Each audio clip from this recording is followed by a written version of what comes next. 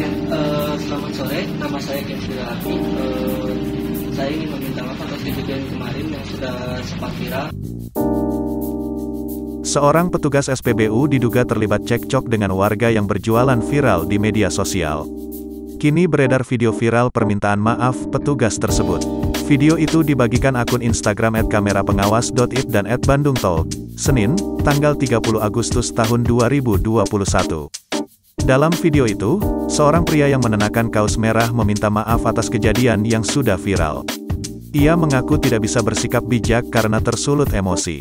Cekcoknya dengan pedagang disoroti karena menyinggung suatu suku. Saya ingin meminta maaf atas kejadian kemarin yang sudah viral pada Sabtu. Itu saya terbawa emosi pada saat saya sedang melakukan tugas dan pada akhirnya membawa nama ras, katanya. Petugas tersebut juga berjanji tidak akan melakukan kesalahan tersebut untuk kedua kalinya. Saya minta maaf pada semua orang yang merasa tersinggung atas perkataan saya. Dan saya tidak akan mengulanginya lagi, ucapnya.